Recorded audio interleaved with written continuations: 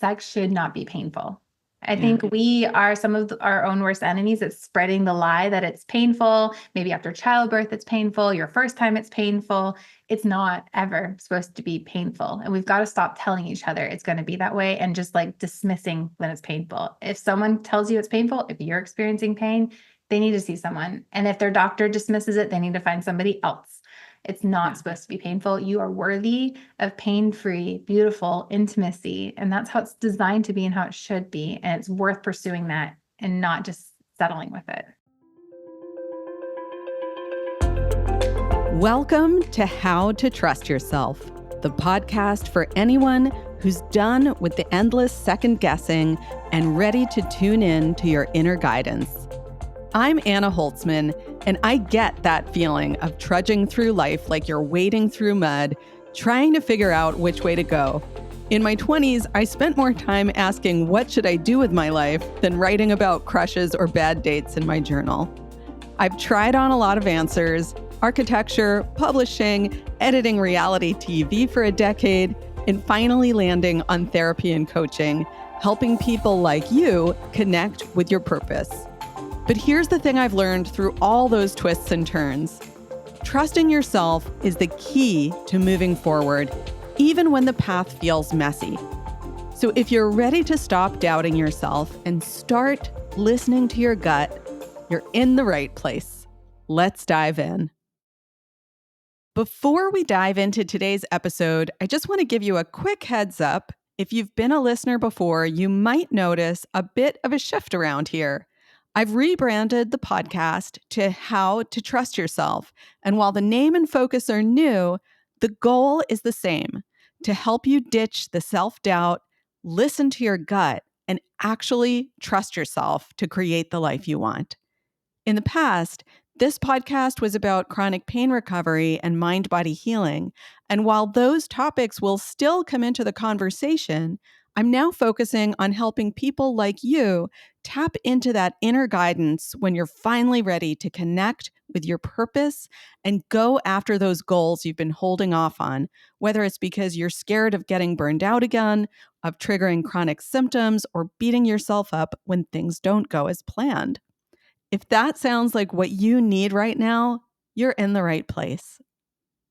In today's episode, I'm talking with Jess Seitz, a trauma-informed pelvic floor occupational therapist and vaginismus recovery coach who helps women around the world break free from the pain and frustration of vaginismus so they can enjoy intimacy without fear.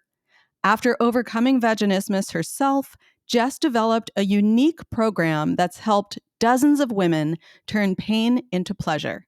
We talk about her personal journey, her trauma-informed approach, and how nervous system regulation plays a key role in recovery. Stick around, you won't want to miss it. Jess, thank you so much for being here. I have missed you, and I'm just so happy to have this opportunity to reconnect with you. Thanks for being here. Oh my gosh, thanks for having me. I'm so excited to be able to connect and just talk about vaginismus. I am so excited to be able to connect. And I'll just share with listeners the reason we know each other is because I reached out to you after having seen your awesome educational content on Instagram, and I was your client for a while. And that feels like so long ago, even though in the grand scheme of things, not really that long ago. But yeah, I just adore you, and I'm so happy to be connecting with you in this way. And so for listeners who may not necessarily know you yet, could you share what you do and who you help? Yeah, so I am a pelvic floor occupational therapist, and I specifically work with women who are experiencing sexual pain or vaginismus. We take a whole journey of a mind-body approach to help support our whole body, bottom included, including bottom, our whole body to be able to just work past the pain and the drama that is often associated with pain with intimacy. So, yeah. And vaginismus, which is always the next question. Yes. Vaginismus is Yes. it's a condition where penetration is painful or impossible. And so it's where the pelvic floor muscles involuntarily contract or give a pain response upon something kind of coming into them. And so it can be anything. It can be gynecologist a speculum, it can be intercourse, it can be a tampon, and it doesn't have to be any of that for some women. So it's just different women to women. So yeah. Thank you so much for sharing that. And I want to ask a follow-up question to what is vaginismus. Um, I feel like there are so many different conditions that are talked about on this podcast, for which if you Google them, the result you'll see is we don't know why, like science is mystified by this, and we don't know why this happens, and we have no idea, and there's no cure, and there's no this and that, but here are some things that can help. And I'm curious what you would say differently from all of that. For vaginismus It's for specifically. vaginismus specifically. Yeah. Um, so yeah, I think if you do Google it, I would say actually most of what you're going to find says that you must have some sort of history of sexual trauma. That's, the body has somehow learned this response that it needs to close off, don't let something in. And I have found that maybe 80 to 90% of my clients don't have a history of sexual trauma or sexual abuse. Not to say that if you do have the history of that, then yes, vaginismus definitely can be something you might be facing. But I think it's an even broader than that, to where I would say that your body ultimately just doesn't feel safe. And it's not a conscious feeling of not feeling safe. Like you can very much love your partner and very much want to be with him. But your body has a different understanding of what's happening. And that can be from trauma, but it can just be from a severe case of dysregulation, an unknown.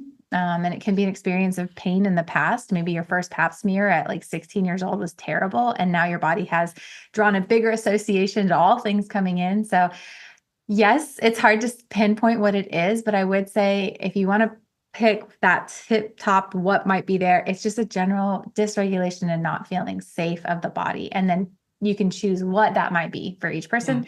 And also, we may never figure out why that is for each person. So, yeah. Which doesn't mean we can't work Exactly. through things, right? And I know we'll wind up getting into this more as in our conversation, but pardon me, there's a cultural layer to this too, right? There's messaging that we get. I think we all know by now we don't get the most positive, constructive, or healthy messaging around sex or our genitals. No, yeah, there's layers of that. Gosh, we could spend 7 podcast episodes talking about Yeah. messaging. Yeah. I think probably the biggest one is that a lot of women assume that the first time they have penetrative sex, it's going to hurt. It's going to be painful. Ugh. And if you expect something's going to hurt, what do?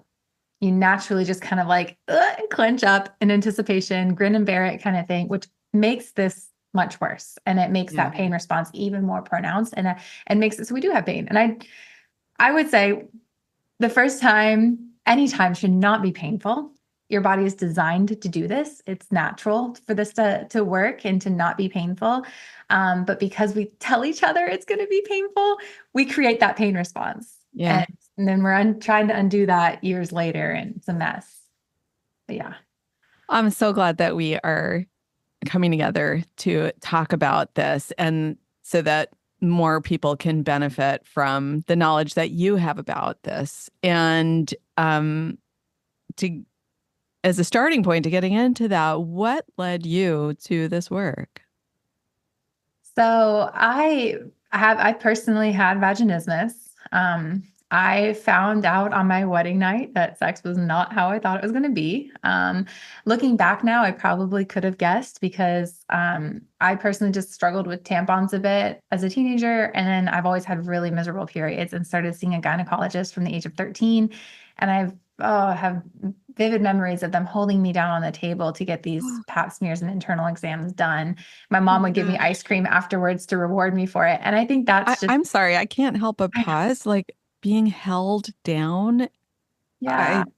I'm sorry. And we've all, like, I think anyone who's been to a gynecologist, unfortunately, has had some less than optimal experiences. maybe not everyone. I hope not everyone, but that just really, Yeah. uh, uh, I'm so sorry. Oh, thank you. And unfortunately, is a common thing I hear in my clients. Many of my clients have a traumatic pap smear experience, which is hard. It is very hard. I feel like of any of the providers we see, gynecologists should be some of the most trauma-informed, compassionate. But I think we're trending that way, but it's slow. Yeah. But yeah, so yeah, on my wedding night, sex didn't work really. We attempted several times and he just couldn't get him in, and it was painful and all the efforts. And you're told like you're supposed to do this. It's just got to work. And so then all the self-doubt and the self-condemnation and the maybe I'm not meant to get married, maybe this, maybe I'm not attracted, all of these lies come into your head. And so that was how our honeymoon was Mm. let's try and figure out something different. And I actually did call my gynecologist on our honeymoon. It was like, excuse Oh, me, what the heck? And she was just like, you need to relax, drink wine, use lube, which I think are the common things that we get told. It'll be yeah. okay. You'll figure it out.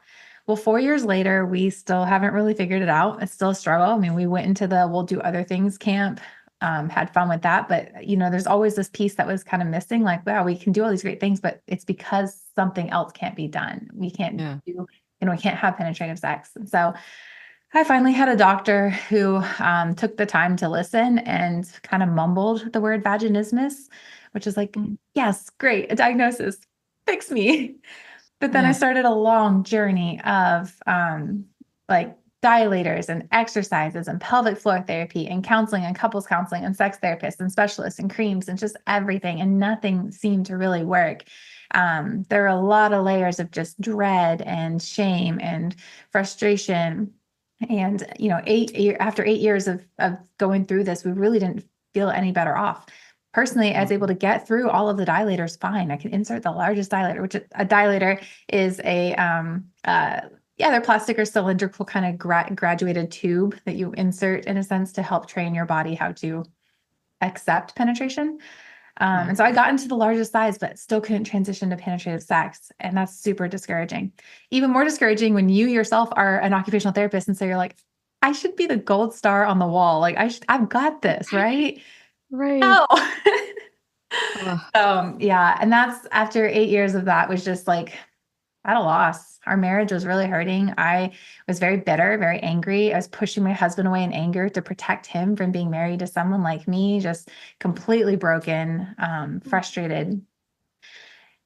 Thankfully, though, at the time, I was working as an occupational therapist with patients with chronic pain and chronic conditions using the nervous system based approach to kind of help manage their symptoms. And like Amazing. any good therapist, we don't ever listen to our own advice. And so, but it was this massive like cognitive shift for me to realize that vaginismus I had put as a pelvic floor problem. Like in my head, it's just like, I'm just too small, or it's just, and this is how it is for me. And I had just accepted it as not being something I'd ever have. And I had just decided that it was a biomechanical problem that someone Yeah. didn't do the right job fixing. And so when I finally shifted gears and think, I don't think this is just biomechanical in nature. I think this Mm. is one of those kind of nervous system-esque kind of conditions that I've been treating kind of all the wrong way. I think I need to shift gears and treat this like I would my patients. So after doing that, oh my gosh, Anna, things just started like, I mean, when you start Yeah. supporting your body the right way, the way it's asking you to, I mean, yes, I saw relief from vaginismus. Probably like 3 to 4 months later, we were able to transition to pain-free sex, and it was Mm. shocking to us. Wow. Thought it was a fluke, but now it's been 5 years and it's beautiful. It's great. But also like my irritable bowel syndrome symptoms improved, my just relationship with my husband, my ability to communicate, show up. It's just, like it all just Mm. started just so sweet. So long story short, although we're still in the long story, I had a friend about a few years ago who I met with for over coffee, and I had asked her, I was like, "Hey, how can I pray for you?" And she said, "I've been married for 3 years and we've not been able to have sex." And I just was like, "Oh my gosh, do you have vaginismus?" She's like, "You know what that is?" It's like, "I've never met anyone else who had this." She Wow. shared her story. She actually was an occupational therapist as well. So I was able to kind of walk her through what I did. And from there, it was kind of like, this is what I need to do. I need to shift gears and help women who are also in that pit of just frustration. So yeah, that's when Pain for Intimacy was born. And now I get to help women all around the world be able to enjoy intimacy the way it was designed to be, in a way that supports the whole body. So, yeah. Wow. Thank you so much for sharing this story with me and with listeners. And I knew some of this, but I'm hearing it, in a new way as we're talking in this context. And I know one of the layers of your story and I think your work is coming from a Christian background, which is interesting because it's not my background. And in I found you through Instagram, and I think at the time, maybe still, you were speaking specifically to Christian women struggling with vaginismus. I was actually fell into neither category because not Christian, not religious. And also, I wasn't struggling with vaginismus specifically either, but the way that you were speaking just really, really reached me. With an aspect of sex I was struggling with. So we worked together and it was amazing. But I wonder if you'd like to speak a little bit about how that informs your work or your experience or just anything related to this topic. Yeah, so I do primarily work with Christian women. Personally, just felt like as someone who's like stronger in my faith, felt pretty unsupported throughout my whole journey. I had been told things that just compromised a lot of my just primary views.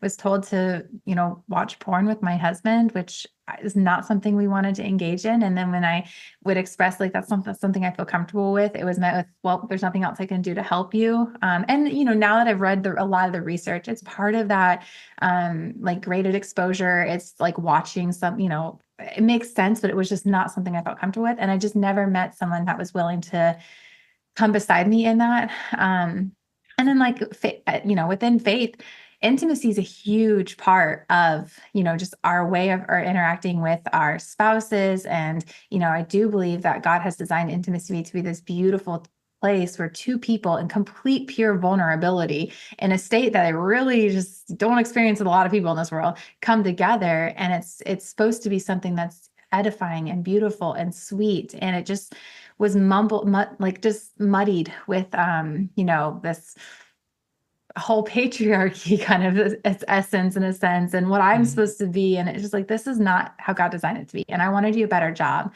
at helping us, specifically believers, like align more towards Eden approach, like how God designed this in the Garden of Eden. And I want us to get back to that type of intimacy as we heal from vaginismus. And that's my story. I've completely, I had gone from one point being like, I could never have sex again and I'd be totally happy to this is something that is the core of how I connect with my husband in a really deep, deep way. And it breaks my heart that I ever thought that. And my goal is to take women from, I never want this again, to this just breathes breath and life into our marriage in a very tender and vulnerable way. So Thank you so much. I work with people who are not Christians as well. But that's just my heart is to speak to Christians. Like, I see you, we can do this. Right. And I'm an example of that. It's interesting because something like two of the things that really drew me to your work and the way you were talking about things, even though I was like, oh, she's talking to Christian women and that's not me. However, I'm really drawn to the way she's speaking about things, because you talked about like having these things imposed on you that just didn't fit for you and needing to find your own path with it. And I just think that's true for anyone. We need to be able to work with someone who's going to respect our own, whatever our background is. We all have our own unique personal things that we feel good with and safe with and things that we don't. And we need to work with someone who respects and honors that. And so I really connected with that. And also I personally was looking for someone who had an approach that, to me, just the word that felt good to me was like a wholesome approach to sex, because there's just so much messaging out there that makes it feel icky or gross or sinister or just like, all these things that I didn't want to. be part of my experience. So Yeah, we want this to be a celebration and wholeness and of beauty and not, it's such a fine line. yeah. Yeah. And it's, different messaging and different stuff works for everyone. And it just has to be a good fit between practitioner and client. Yeah. Um, I want to, one thing I want to ask you about your personal journey with this is how did you keep up hope or like, you know, that's a tough road. I think you said 8 years into your relationship. And I can only imagine and in some ways relate to just like the relationship struggles that come into Mm. place. What were some of the things that pulled you through that period of time? That hope is hard, very hard, especially, I mean, it's in any kind of chronic illness or chronic pain, hope is a hard thing. I would say when it comes to intimacy and you don't talk about this, it's even harder because it's easier Yeah. to just put it in the closet. No one sees it, no one knows it. And so that it's just there and you don't want to think about it. And so that makes hope seem kind of very deferred. Yeah.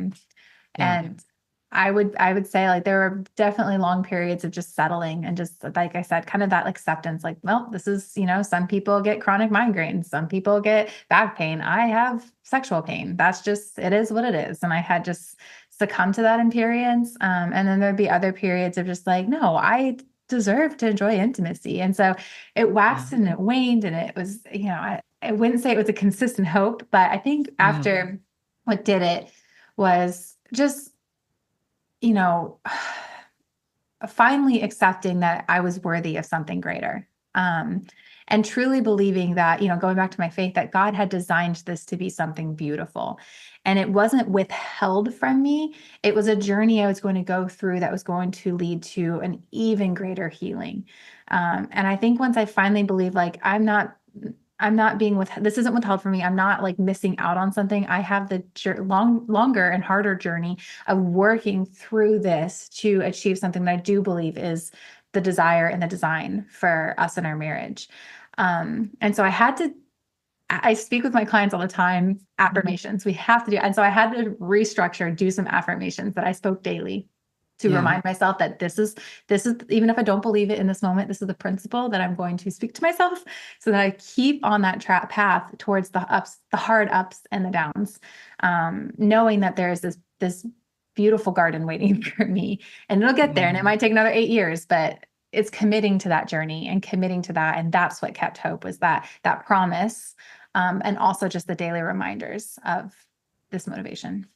Yeah, I'm just really appreciating that you're sharing with listeners that belief and hope were not consistent for you. I think that's true for anyone going through any kind of chronic pain or chronic anything journey. And I think one of the knots we can get tied into is thinking, oh, this is never going to work for me because my hope is not consistent or because my belief is not consistent. That means I'm failing at this. But actually, I mean, how could it possibly be consistent? It doesn't need to be consistent. We Mhm. just simply need to bring ourselves back over and over again. And it's okay for that hope or that belief to fluctuate. It's going to. Yeah. And it's part of what makes the healing so beautiful.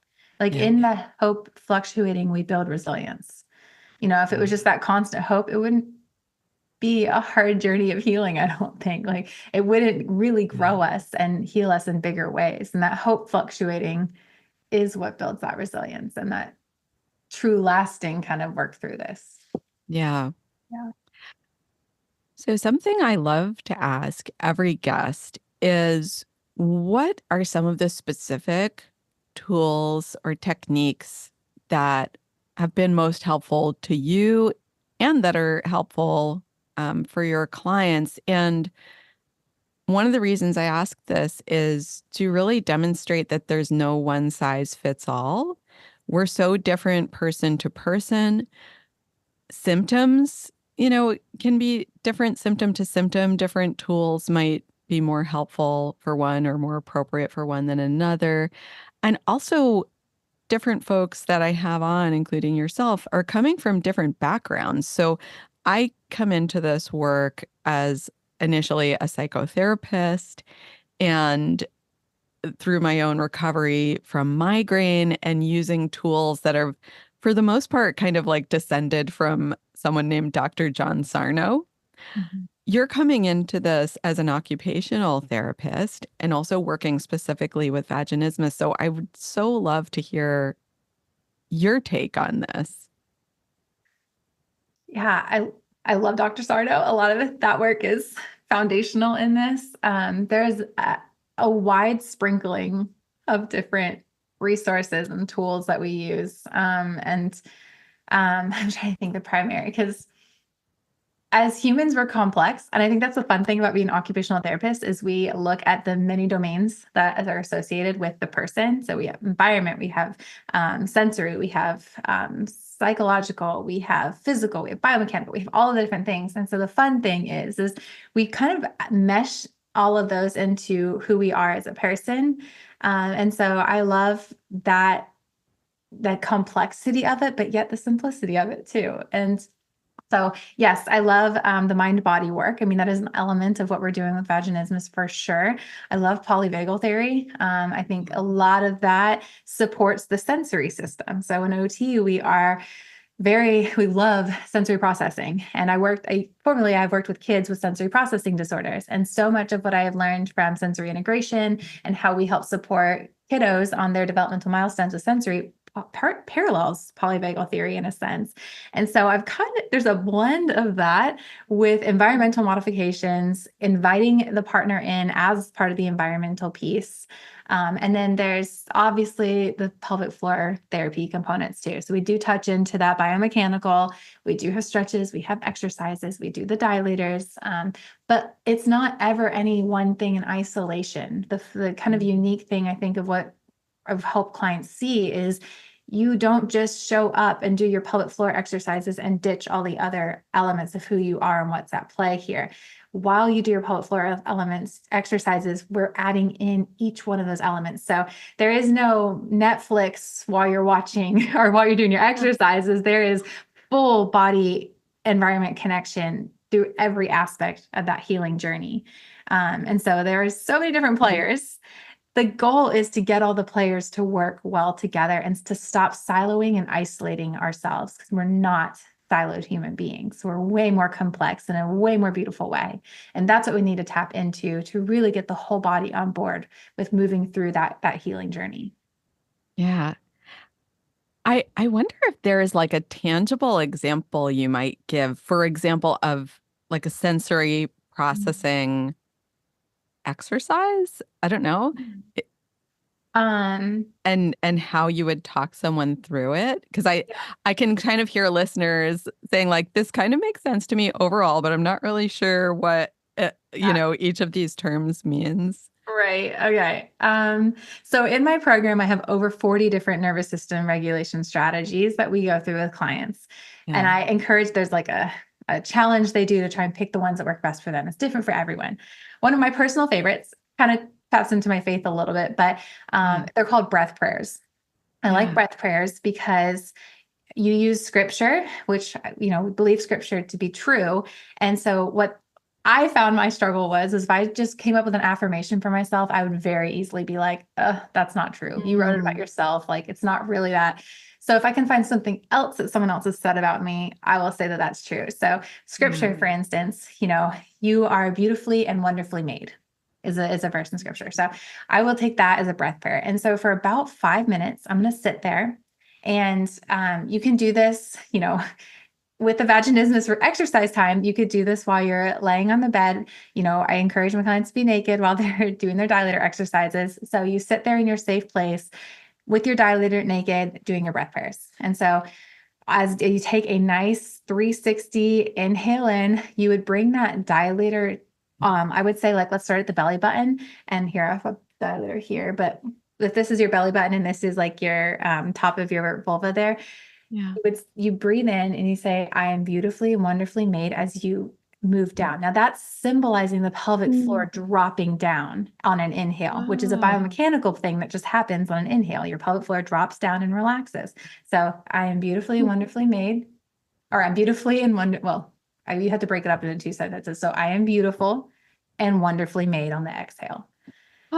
And so you can close your eyes, you can go to your safe space, but yeah, you're combining all elements into, and so for 5 minutes, we're doing a breath exercise with an affirmation that I believe that someone else has said about us to be true, and scripture is beautiful on that.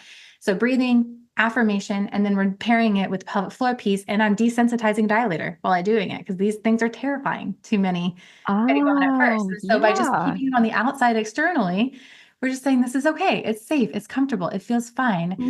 Laying there naked to simulate the whole transition to penetrative sex in the future, because oftentimes we don't feel comfortable in ourselves lying naked there.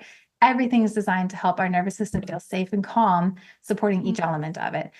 The next, we might eventually integrate the partner into that. If we want to add more of the environmental piece to it, he could be the one to use the dilator and whisper these breath prayers over you. And so it's somebody else speaking in that you're learning to trust. And anyway, so we just kind of unfold this. There's an example, one of many. But yeah. Amazing. Thank you so much for describing that. And I'll just add for listeners that are not seeing the video of this recording, that what Jess was doing with the dilator was like starting at showing that you would start by making contact with the navel and then like gliding just the tip of the dilator down the body toward the top of the pelvis and then back up again. Yeah. Thank you. And maybe I'm going to try to summarize what you said through my understanding to further integrate it and maybe help listeners integrate this, that all of these all of these different layers are being addressed. There's the saying or the listening to the affirmation, that positive belief that we're bringing in. There's the believing in it, choosing an affirmation that we can really connect to in a belief way. There's the environment, so setting the scene, being in a safe space or creating a space that feels safe for you, connecting the breath with this, connecting sensation with this, and it's a type of exposure practice. We're creating a new, safe, positive sensation with something, in this case, the dilator, that our nervous system has perceived as dangerous. Is that? Yeah. Did I do a good job of that? Yeah, you did wonderful. I love it. Yeah. Yeah, thank you so much for just describing that in a way that I think makes it really tangible and understandable. And I just want to share something funny, say something that popped in my mind as you were describing this, because this process can really be applied to anything. Anything in our life that where our nervous system is feeling fear. But the process really needs to be adapted in specific ways for different people, different scenarios, different issues. And I just thought, so much of what you're describing is similar to how I helped my cats get adjusted to their newfangled litter box. It's like wildly different scenario, wildly different client or pet in this case. But like they were really scared of this new litter box. Your nervous system can be scared of anything. And we can work with that fear in any scenario. So it was like similar. It's like I created a safe space around the new litter box. I brought in things that make their nervous system feel happy and safe, like my cooing voice and their treats and their toys. It's like it sounds like a completely different thing, but it's using a lot of the same principles. I love it. I do this for my dogs all the time. We do butterfly tapping as a strategy, and my dog hates thunderstorms. We live in Florida. So it's a regular thing. And he responds so well to butterfly tapping. I'll just tap his little shoulders and whisper, "You are safe." He just melts onto the floor. Not saying every dog will react that way, but I love using some of these strategies on our pets. So, so amazing. Yeah. Um, are there any other like specific tools that you'd want to share that just happen to be favorites? I know there's just like Uh, infinite tools. um, yeah, there are infinite tools. I think another one of a favorite amongst clients in the program, and we do this a lot on our group coaching calls, is so you've heard of probably the 5, 4, 3, 2, 1 activity. I like doing the 6, 5, 4, 3, 2, 1 kind of mindfulness activity. And so, I'm actually not sure what the five, four, three, okay, two, so one. typically the 5, 4, 3, 2, 1 is you go through your senses. So it's like, and I'm going to get this out of order probably, but 5 things that you see, Mm, um, 4 things that you feel, 3 things that you hear, 2 things that you smell, 1 thing that you taste. And it's a way to kind of come back into your body. It's fun to do this on walks as you're going, just like put technology, AirPods aside, and just like do a 5, 4, 3, 2, 1 as you walk through the woods or in your neighborhood. But especially during a time where you might have the heightened anxiety, it's a way to kind of come back, be mindful in a way. Sometimes you say mindfulness and our brains just really struggle with that. yeah. But this is a tangible, like step by step thing to help maybe Yes. 2 minutes of this and you can come back into the present moment. I add the 6 in there to start with, which is 6 things you're grateful for, as a way to help when you're in that kind of trajectory towards fear, anxiety, dysregulation. Gratitude uses a really beautiful different center of our brain. And so if we can come into gratitude, it's kind of like exiting that limbic response and entering into more of that contemplative curiosity center, which is where we get a lot more kind of like rest and parasympathetic activity. So we start with 6 things we're grateful for, and then we work down 5 things I see, 4 things I feel, and then yeah. So that's another practical, easy to do strategy that you can do even on your drive into work. If you're just like Monday scaries, dreading going in, turn the Yeah. radio off, do some of this to kind of come back into your body and feel that so you're present in yourself as you step into the office, kind of thing. I love this starting off with the gratitude because so often one of the challenges that I think we all have when we're like, all right, I'm going to practice some of my strategies, but we're kind of going at it from fixing a problem mode. So we're going at it with intensity and expectation of a particular result. And my sense from what you described is like the gratitude helps us to shift into that curiosity mode. Yes. Yeah. Yeah. And Yeah. curiosity is where our body thrives so Yes. much. So the goal is how can we Uh, get there without such a whiplash effect? yeah. Mm. So, one of the things that folks who are familiar with this world of mind body chronic pain recovery have probably heard a lot is that, in a sense, all symptoms are the same. Like, whether it's headaches or whether it's vaginismus or whether it's something in, dizziness, even, that these are all symptoms of nervous system dysregulation. And so we can treat them all in the same way, think of them all in the same way. And yet, as we know, all of these symptoms also have very like particular challenges that go with them, particular um, areas that need to be addressed that might not be true for other symptoms.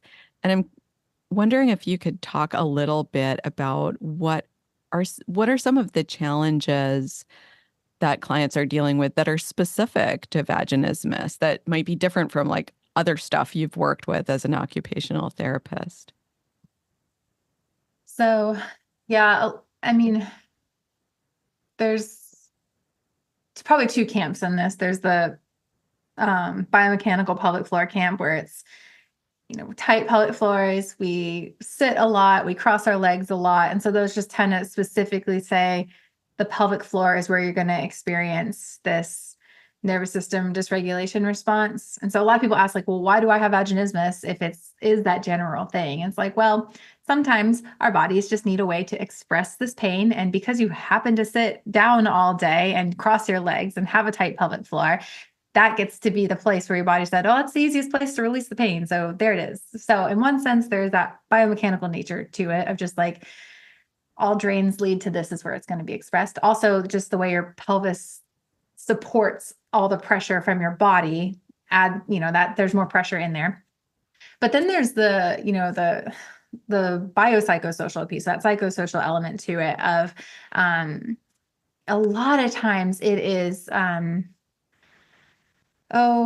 body image, not feeling we are worthy, feeling like just completely disconnected from our vulvas, our vaginas, like being told that this area is dirty, painful periods, things in the past that have just really made you not like that area.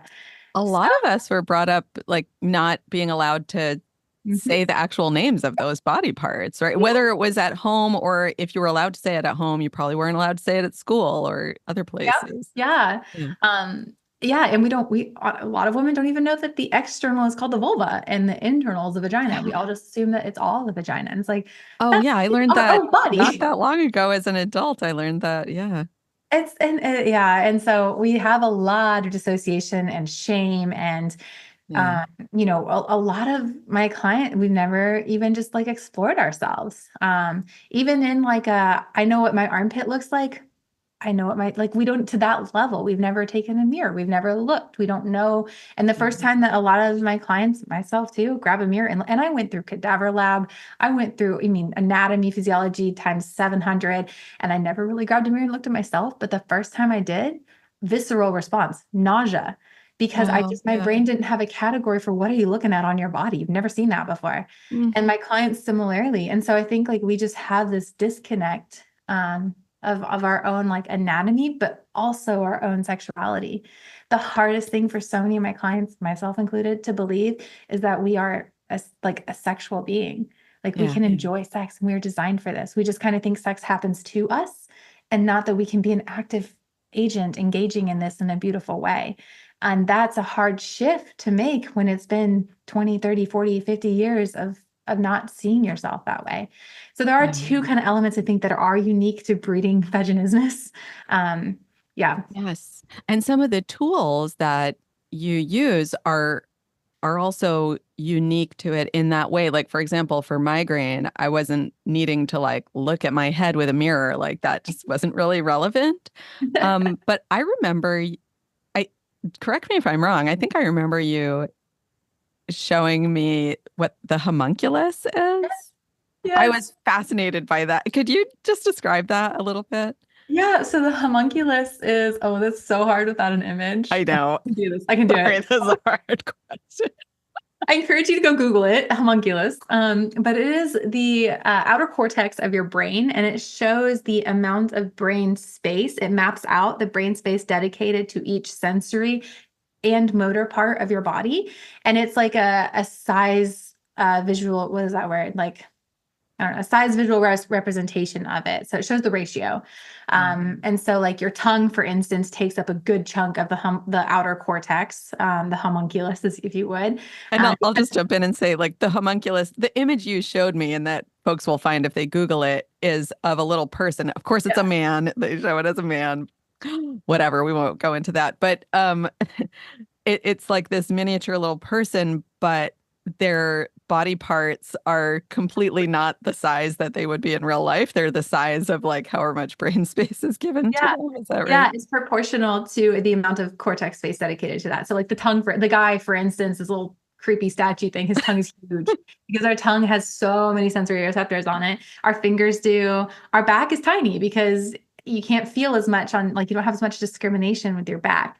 Right. But your genitals are huge. We have a lot of discrimination there, unless you dissociated it. And I'm guaranteed I don't have a hard science evidence to back this, but I'm going to guess that if you've dissociated from that area, you don't feel as much like sensory wise. You don't have as much control motor wise, which is why we get pelvic floor dysfunction. And so you've not dedicated the brain space to support that. And so it's smaller than your Yeah. average should be. And so what we're doing is we're going to increase that size. We're going to expose sensory and motor and stuff to get that in registered in the brain better to make it where how it should be enjoyable. Yes. Yeah. And including visual, including like looking and Yes. thinking about that body part, right? Yep. That Exactly. totally blew my mind that looking and thinking and talking about a body part can increase its size in the homunculus, I Yeah. guess. Yeah. And yeah, like what we were just talking about earlier, that culturally there's all this, don't say that word. I mean, and that impacts our sensations. It's wild. It's crazy. It's a huge, yeah. I could talk about this forever for sure. Like Yeah. the cultural implications and what we do to ourselves, especially women. And we do it to ourselves, Mhm. and society does it to ourselves, us as well. Um, we really hinder our ability to really enjoy our bodies and intimacy. Yeah. Yeah. I just, yeah, I'm like, there's so much more I know. we can talk about there. I also, well, I want to ask one more question about this because I worked with you one-on-one, but I know that you do a lot of group work, right? Mm-hmm. How does that building of community around like talking about things that probably a lot of people in those groups have not had opportunity to talk to peers about before? Like, how does that play a part in the recovery? Yeah. It's so big. Because like I said, when you have pain, shame, frustration with intimacy, you put it in the closet, no one knows about it. Yeah. I barely told anyone in my 8 years, so it just kept me isolated. And again, I didn't meet anyone else who had this until I was well healed from it. And so that keeps you feeling broken and isolated, and like everyone else is looking like they can have sex and make babies and do all these things, and I'm just broken. So I'm not gonna, talk about this. And oh my gosh, I love doing consultation calls. I do free consultation calls with women around the world. It takes up majority of my week. Mm, It is I love it though, even though it takes so much time, but there's so much beauty in the free consult because for the first time for most of these women, they're meeting someone who's had this. And I can tell yeah. them, you're not broken, you're not alone. And I have in the past year had over 600 of these consultation calls just to Wow. tell women, you're not broken, you're not alone, you're worthy of getting past this.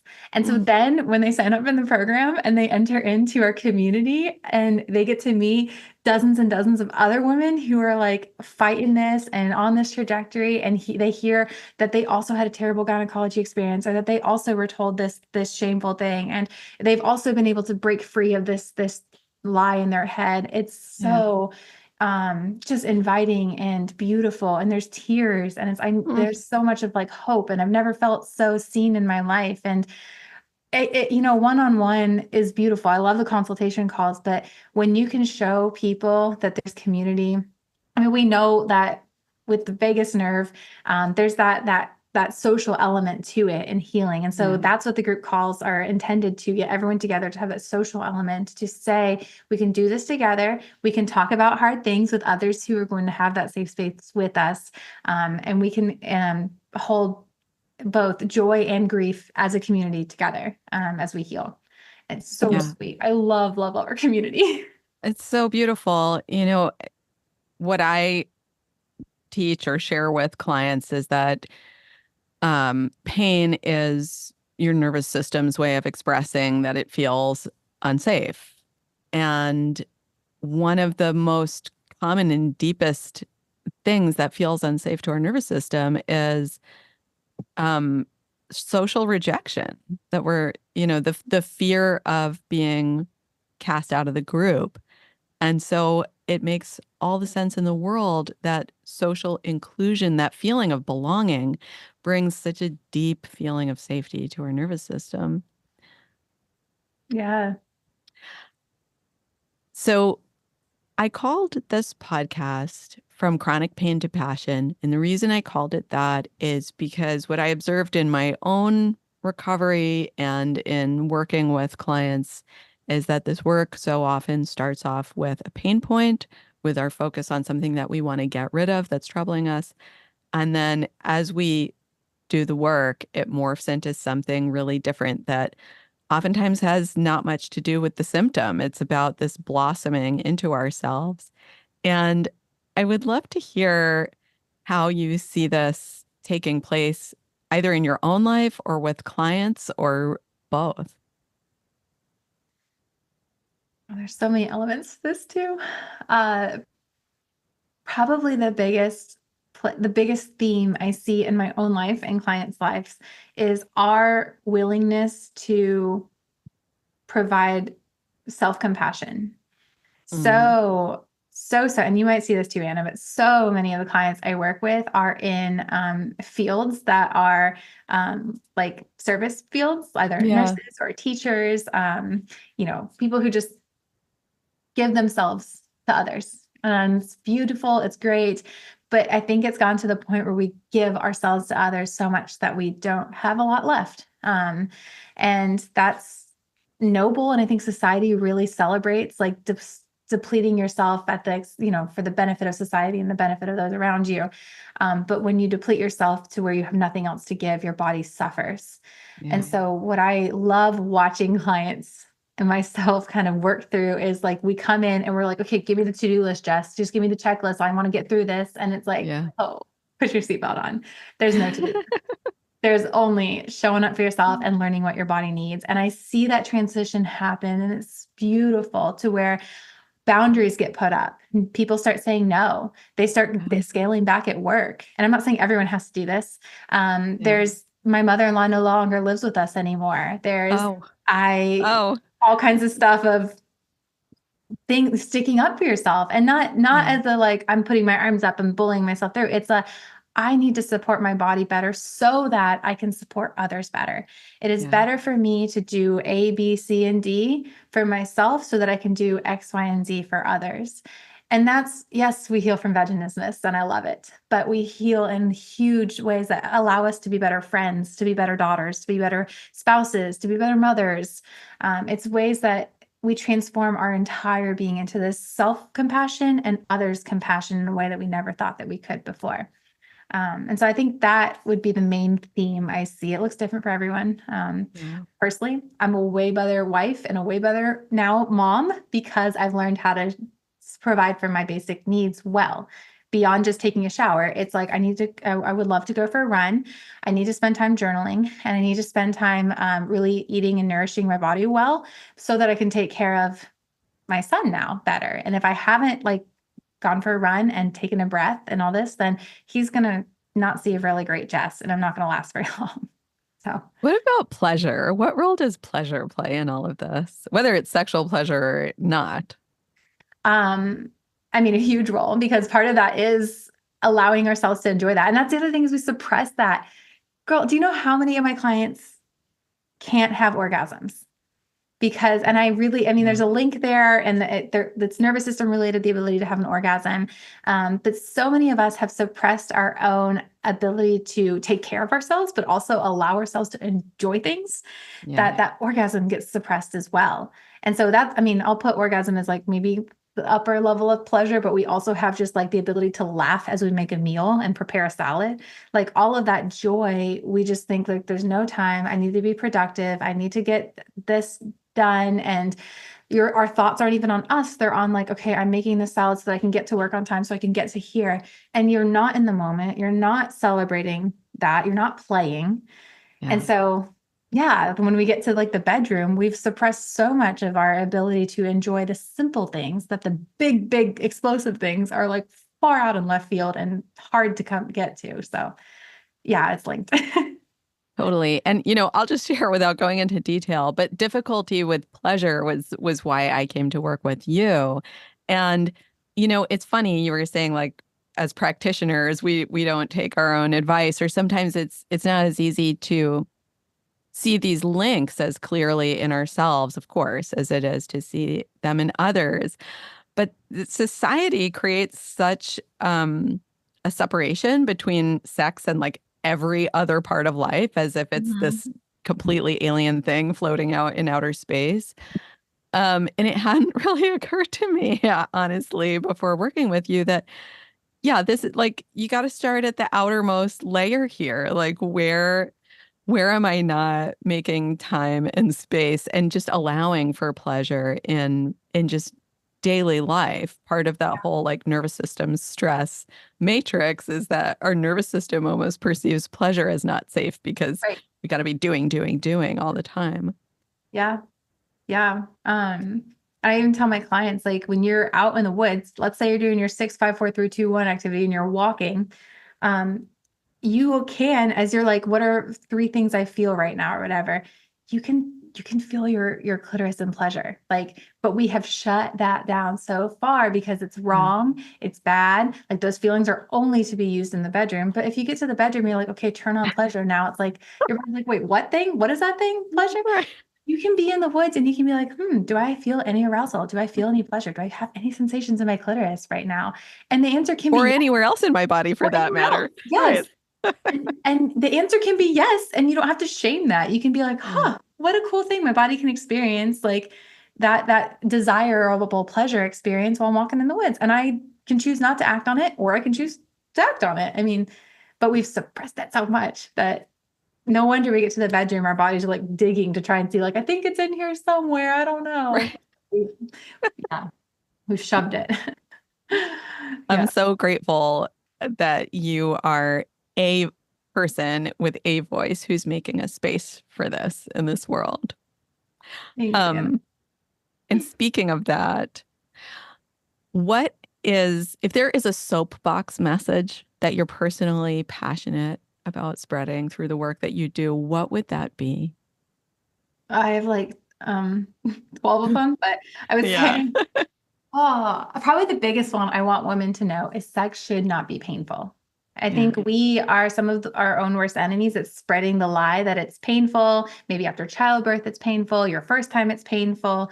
It's not ever supposed to be painful. And we've got to stop telling each other it's going to be that way and just like dismissing when it's painful. If someone tells you it's painful, if you're experiencing pain, they need to see someone. And if their doctor dismisses it, they need to find somebody else.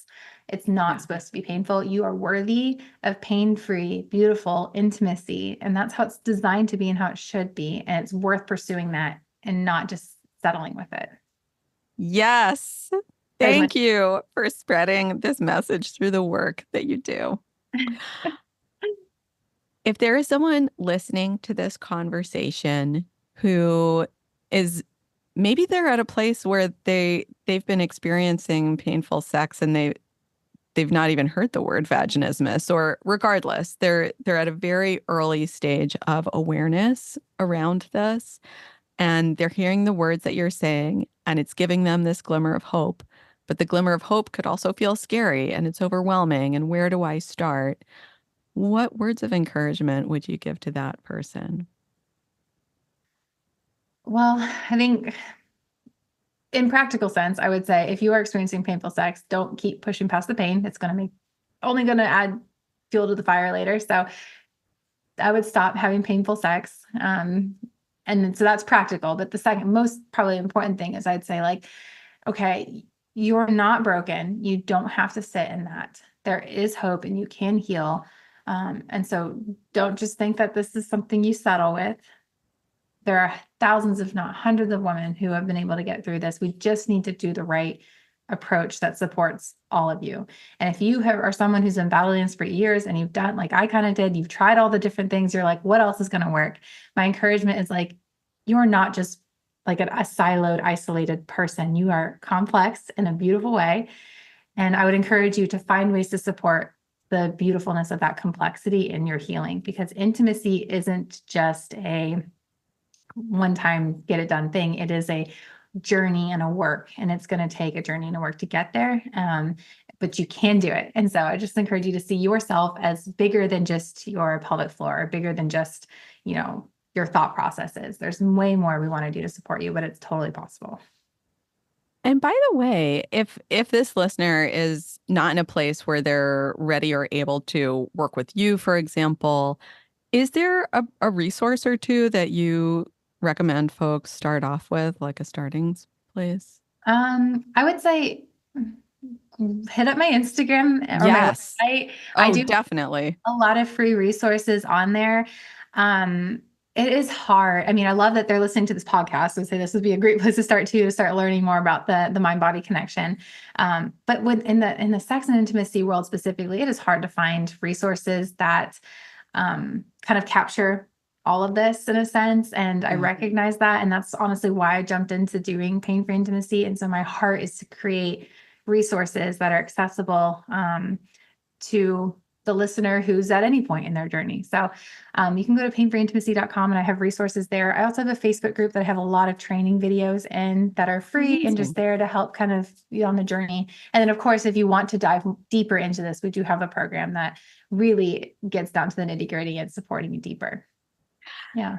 Yes. Oh, totally. I definitely recommend folks use your Instagram as an educational tool because it absolutely is that. We've kind of gone into my final question, which is where can folks find you? And maybe you can say the names of those places once more. And what can they reach out to you for? Are you only doing group work? Do you also do one-on-one? What can folks reach out to you for? Yeah, so you can find me on Instagram at painfree.intimacy. My website is painfreeintimacy.com, resources and all kinds of stuff on there as well. And then the Facebook group, it's a long name. It's like Vaginismus Tips and Tricks for Pain-Free Intimacy Resources or something like that. We'll have this all in the show notes. Yeah. And you can there's video trainings in there. And then I do have the group program. That is my primary thing I'm doing right now. I do have a sweet little 8-month-old at home. So the one-on-ones have kind of fallen off as a way to kind of help support him more. So right now I am just doing the group, but you're welcome to reach out to me about anything. You can email me. If you go to my website, there's a contact form. That's probably the easiest way to email. Just know that any communication you have with me will go to your junk folder because that's where I hang out in the sex and intimacy world. Oh, right. The filters right. So if you write Jess an email through the form on her website, definitely check your spam folder for the response if you don't see it. Or anything. If you get a free guide off my website, junk folder. That's just, there's nothing I can do. It's my content so is frustrating. Yeah. Oh, Jess, thank you so much for being you, for doing the work that you do, and for spending this time with me and with listeners, sharing your knowledge and your warmth and your encouragement with this audience.